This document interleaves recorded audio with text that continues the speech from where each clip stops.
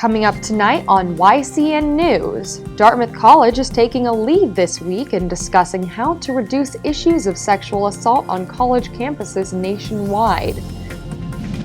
An interim rule regarding vanity license plates in New Hampshire is effective today. Participants from the 33rd Annual Proudy come together to raise money for cancer research and patient services at Dartmouth Hitchcock Norris Cotton Cancer Center. For more news, weather, and sports, it's time for YCN, your local view. Now, your daily digest of the Dartmouth Lake Sunapee region, southern Vermont, and Windsor County. News, sports, weather, and all that is happening in our area.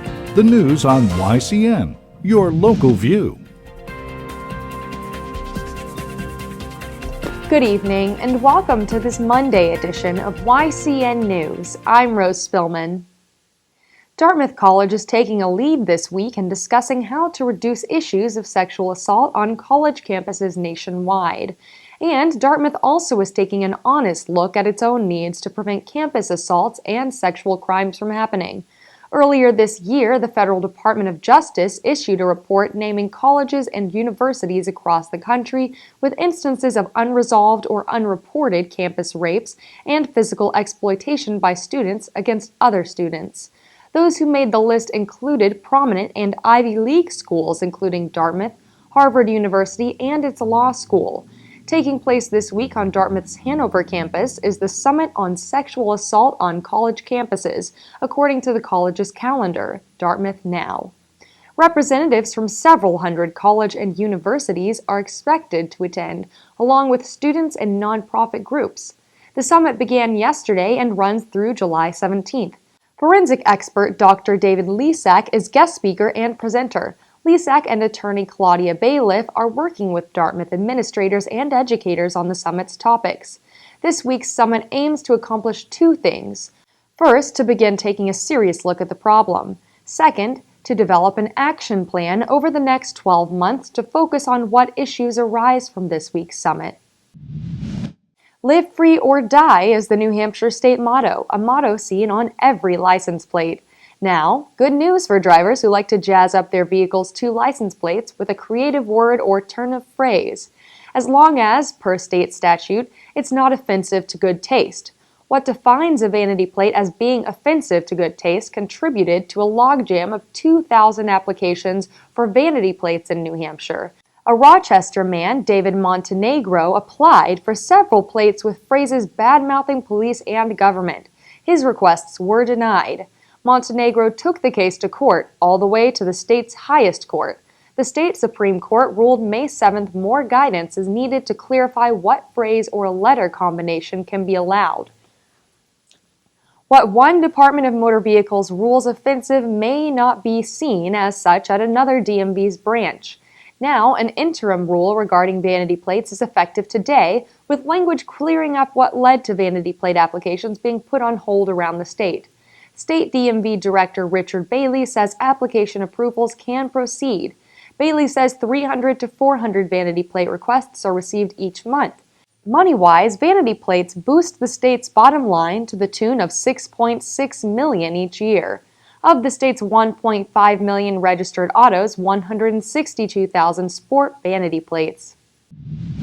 Man's best friend is also proving to be the best friend of Vermont State Police. Police dogs trained to sniff out drugs and other prison contraband continue to help state prison guards do their jobs.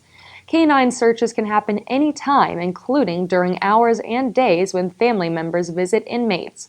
The Vermont State Police and the State Department of Corrections will continue to work together, canines on the job too, to keep illicit drugs and packages from being snuck into inmates. It's not uncommon during the hottest summer days to hear the word brownout, so it may be fitting that New England's governors and the premiers of the eastern Canadian provinces such as Quebec and Nova Scotia to talk about making the best use of electric power among this entire region. Bretton Woods Resort in New Hampshire is the site of today's final meeting at the Mount Washington Resort. Having electric power at the ready and at a cost businesses and residents can afford topped the discussions, the Associated Press reports. Eastern Canada has these hydropower supplies. New England wants the ability to tap into these sources. The YCN News continues in a moment. Nearly 6,000 cyclists, walkers, rowers, and golfers, plus 1,300 volunteers gathered in Hanover yesterday for the 33rd Annual Proudy, Northern New England's largest charity fundraiser. People from all over the country come together every July to fight cancer while spending the day in activities that promote their own health. Sunshine and comfortable summer temperatures contributed to the festive mood as participants walked or cycled through neighborhoods and roads in New Hampshire and Vermont, rode on the Connecticut River, or took to the links at the Hanover Country Club. Our Laura James caught up with cyclist Matt Cutts and asked him how many miles he did. I did 100. There's a few different lengths though, so. 100 miles? Right. Wow, what's that like? It's painful. Yeah. Yeah. Absolutely. Now, Matt, I said you came from under the water. You're serving our country right now. So, Submariner? I am, yes. So I'm out in New York right now.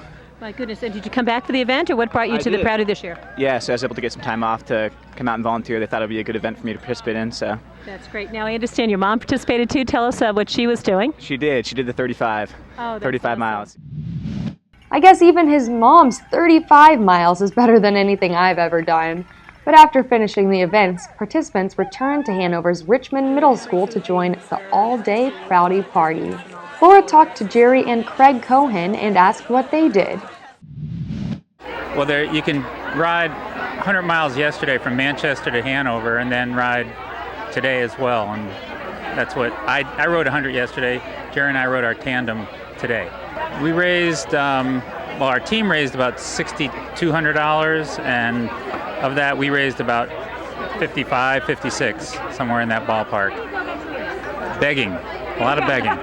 And you start early because everybody else in the Upper Valley is asking for money for the Proudy. Displays in the Discovery Tent highlighted the scientific research at Dartmouth-Hitchcock-Norris Cotton Cancer Center that has been supported by Proudy funds. The Proudy has provided seed grant money supplied over a 5-year period and has generated $20 million in external support for our cancer research. Reporting from Lyme, New Hampshire, and the 33rd Annual Proudy, I'm Laura James. Now back to the studio. This year, the participants in the 33rd Annual Proudy raised more than $2.6 million for cancer research and patient services at Dartmouth-Hitchcock-Norris Cotton Cancer Center. Congratulations to all the participants and volunteers that made this year's event a success. Looking for something to do next Sunday, July 20th or the 27th? Here's a chance to taste some great ice cream and donate to a very worthy cause. From 3 to 5 p.m., enjoy a sundae on those Sundays at the King Arthur Flour Bakery store off Route 5 in Norwich, Vermont. Ben & Jerry's ice cream will be the base of your sundae with Cabot Creamery's real whipped cream to top it off. Cost is $5, which benefits the statewide nonprofit Hunger Free Vermont. And 10% of sales at King Arthur's retail store on those 2 Sundays also will be donated to Hunger Free Vermont. Absentee ballots are available for Vermont residents registered to vote beginning today. To request a ballot, call or see your respective town clerk. The state primary is set for August 26th. Among other races, 3 Republicans are challenging incumbent Democratic Governor Peter Shumlin for the state's top job. Welcome back to YCN News. I'm Rose Spillman. Now, Matt McDonald will have a look at our weather for the next few days and then move on to sports. Thanks, Rose. Tonight we have a 50% chance of showers and thunderstorms. Skies will be cloudy with a low of 67 degrees and winds at 5 miles per hour.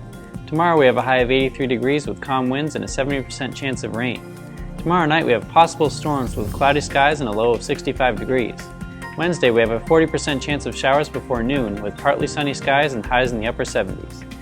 Wednesday night will be cloudy with lows in the 50s. You can see here that the storms are on a crash course toward our region.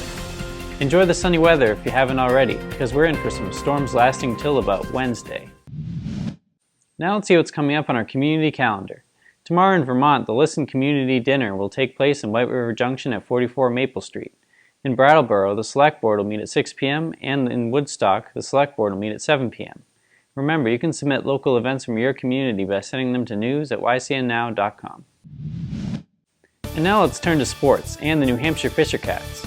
Let's find out how they did last night. Well, the Fisher Cats lost against Portland on Sunday with the final score being 6-7. However, the Fisher Cats won on Saturday against them in the makeup game, 2-0. The regularly scheduled game Saturday did not go so well. The Cats lost 2-5. Tonight they are playing against Portland in the final game of the series. Tuesday they are on break, and on Wednesday there will be a special West versus East game. YCN will bring you the results of that game later.